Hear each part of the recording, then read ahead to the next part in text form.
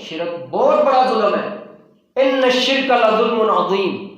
شرک سورہ نساء سورہ نمبر 4 آیت نمبر 48 اور سورہ نساء سورہ نمبر 4 آیت نمبر 116 کے اندر اللہ فرماتے ہیں ان اللہ لا یغفر ان یشرک بہ ویغفر ما دون ذلک لمن یشاء ومن یشرک باللہ فقد ضل ضلالا بعیدا ومن یشرک باللہ فقد افترى اثما عظیما. بے شک اللہ اس بات کو معاف نہیں کرے گا کہ اس کے ساتھ شرک کیا جائے، اس کے علاوہ جو گناہ جس کے لیے چاہے گا معاف فرما دے گا. جس نے اللہ کے ساتھ پارٹنر بنایا، شرک کیا، وہ بہت بڑی گمراہی میں جا گرا، اس نے بہت بڑے گناہ کا ارتکاب کر لیا. یہاں تک بس نہیں، 18-19 نبیوں کے نام لے کر اللہ نے فرمایا وَلَوْ أَشْرَكُوا لَحَبِطَ عَنْهُمْ مَا كَانُوا يَعْمَلُونَ. ان نبیوں سے بھی اگر شرک ہو جاتا تو ان کے بھی اعمال میں ضائع کر دیتا. آخر میں نبی کریم صلی اللہ علیہ وسلم کو مخاطب کر کے فرمایا وَلَئِنْ أَشْرَكْتَ لَيَحْبَطَنَّ عَمَلُكَ وَلَتَكُونَنَّ مِنَ الْخَاسِرِينَ. اے میرے محمد صلی اللہ علیہ وسلم، آپ بھی سن لو، اگر آپ نے بھی شرک کیا تو آپ کے بھی اعمال ضائع. میں نہیں کہہ رہا، آیت کہہ رہی ہے. کوئی نبی شرک کرنے آیا ہوگا دنیا میں؟ وہ تو شرک سے منع کرنے آتے تھے. بھائی شرک سے روکنے کے لیے آتے تھے نبی. تو اللہ نے پھر کیوں یہ بیان فرمایا کہ نبیوں سے بھی شرک ہوتا تو ان کے بھی اعمال ضائع. قانون کی بالادستی کے لیے اللہ نے یہ فرمایا کہ شرک اتنا بڑا کینسر ہے، جب کینسر آ جائے تو چھوٹی موٹی پیناڈول فائدہ نہیں دیتی. کینسر کی موجودگی میں کوئی خوراک، کوئی دوائی، کوئی دارو فائدہ نہیں دیتا. کینسر کو اکھاڑو پھر تمہیں خوراک لگے گی اور میڈیسن اثر کرے گی. شرک کی موجودگی کے اندر آپ 50 حج کر لیں، نمازیں پڑھیں، کوئی نماز قبول نہیں، کوئی روزہ، حج، عمرہ، خیرات، صدقات، زکوٰۃ کچھ بھی قبول نہیں ہے شرک کی موجودگی کے اندر. اگر آپ شرک نہیں کرتے تو آپ چھوٹی موٹی نیکیوں کے اندر بھی اگر زندگی گزار کر اللہ کے پاس حاضر ہوں گے تو اللہ اس کو بڑھا چڑھا کر آپ کو ثواب عطا فرمائیں گے. اب شرک صرف پوجا پاٹ کرنے کو نہیں کہتے.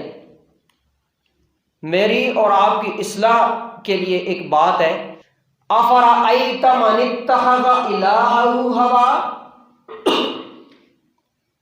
آپ نے اس کو دیکھا ہے جس نے اپنے دل کی خواہش کو اپنا رب بنایا ہوا ہے؟ یہ قرآن کی آیت کا ترجمہ پڑھا ہے. یعنی دل کی خواہش کو اللہ کے ساتھ شریک کر رہا ہے. قرآن اور صحیح حدیث کچھ کہتی ہے، میرے دل کی خواہش کچھ کہتی ہے. اب یہاں پر آزمائش ہے میری کہ میں کس کی مانتا ہوں. کچھ لوگ اپنی خاندان، برادری، لوگوں، رسم و رواج کو شریک کرتے ہیں اللہ کے ساتھ. ہے جی، سورہ کہف سورہ نمبر 18 میں اللہ نے فرمایا کہ لا یشرک فی حکمہ احدا، وہ اپنے حکم میں بھی کسی کو شریک نہیں کرتا. آپ کے دل کی خواہش نے آپ کو حکم دیا کہ یہ کرو، قرآن حدیث سامنے پتہ چل بھی گئی کہ یہ حرام ہے، منع ہے، اللہ ناراض ہوگا، پھر بھی میں اپنی دل کی خواہش کی بات مان کر ہے جی کر لیتا ہوں وہ کام، تو میری توحید کدھر گئی؟ اور جی لوگ ناراض ہو جائیں گے، اپنے پرائے ناراض ہو جائیں گے، علاقے سے نکال دیں گے. اور نبی صلی اللہ علیہ وسلم نے مکہ نہیں چھوڑا، ان کو نہیں نکالا لوگوں نے. جب بھی آپ صحیح بات لے کر اٹھیں گے لوگ دشمن بنیں گے، مخالفتیں ہوں گی.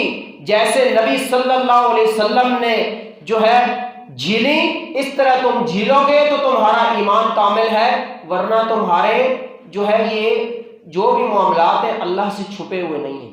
لوگوں سے تو چھپ سکتا ہوں میں، لیکن اللہ رب العالمین سے نہیں چھپ سکتا.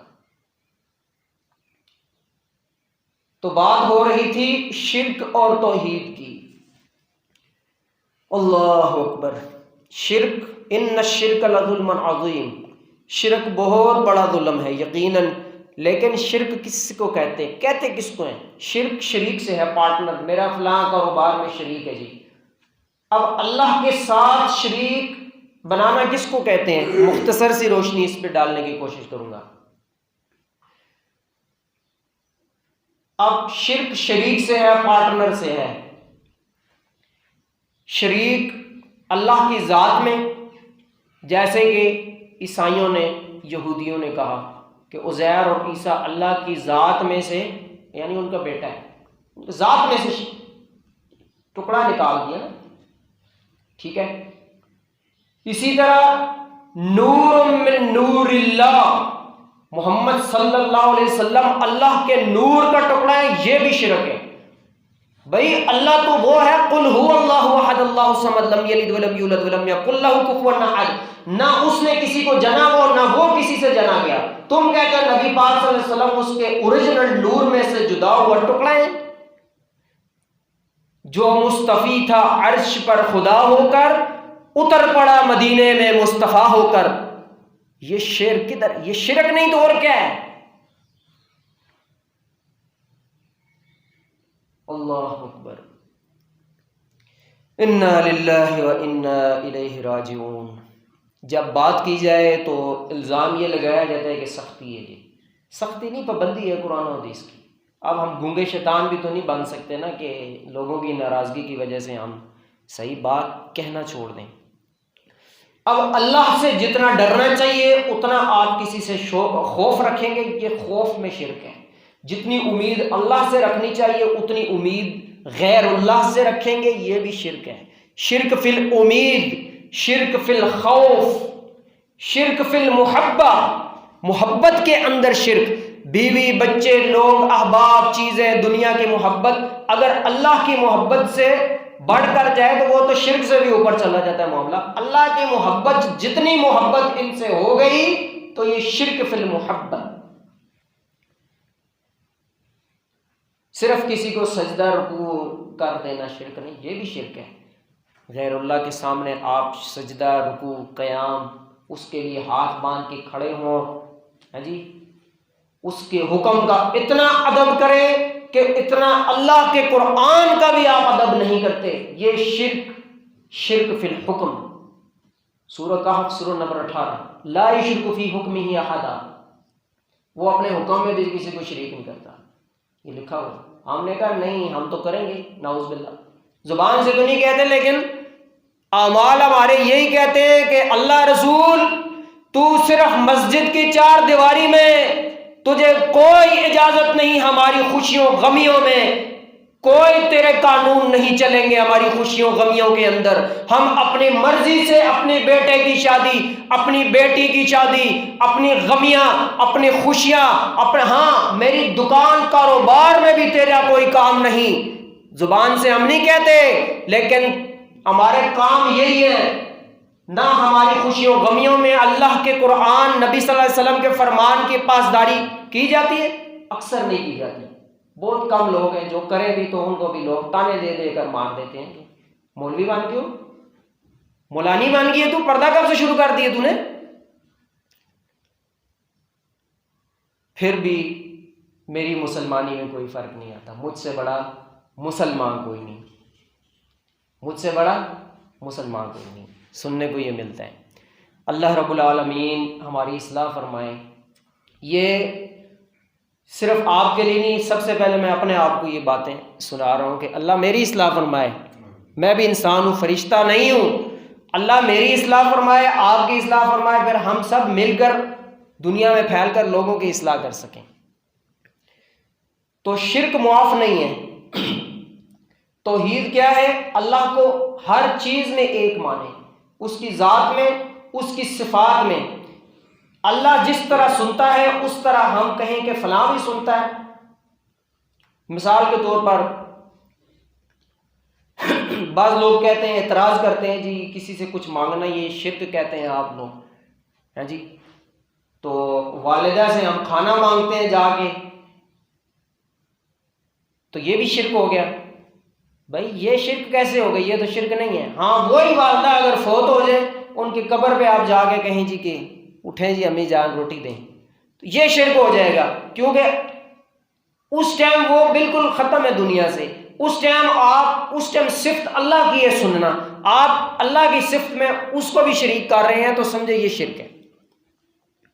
اسی طرح شرک ایک اور چیز بھی اس کے اندر شامل ہے کہ آپ کسی کو بھی دور و نزدیک سے سننے والا کہتے ہیں۔ بعض لوگ مشکل کے وقت پکارتے ہیں یا علی مدد یا غوث مدد۔ غوث اعظم یہ لفظ ہے، اس کا میننگ ہے سب سے بڑا فریاد رس۔ غوث اعظم زبان سے تو ہم کہہ دیتے ہیں، لیکن اس کا میننگ کیا ہے کبھی نہیں پتا، کسی کو بھی نہیں پتا۔ اکثر سب سے بڑا فریاد رس وہ کون ہے؟ سب سے بڑا فریاد رس کون ہے؟ اللہ۔ آج کسی کو یہ خالص قرآن و حدیث کی باتیں کہیں، اسی طرح آپ کے پاس بیٹھنے سے بھی منع کر دیں گے اس کو کہ نہیں بھی وہ تو وہابی ہو گیا، اس کے پاس بیٹھنا بھی نہیں، اس سے کانٹیکٹ ختم کرو۔ خالص قرآن حدیث نہ حکمرانوں سے ہضم ہوتی ہے، نہ ہماری عوام سے، نہ علماء سے، اور نہ نچلے طبقے سے۔ بہت کم لوگ ان کے اندر ایسے ہیں جو اللہ سے ڈرنے والے ہیں۔ سب کی بات نہیں کرتا، لیکن بہت کم ہیں۔ اللہ رب العالمین سے دعا ہے اللہ رب العالمین ہمیں اس پر عمل کرنے کی توفیق عطا فرمائے۔ وآخر دعوانا ان الحمد للہ رب العالمین۔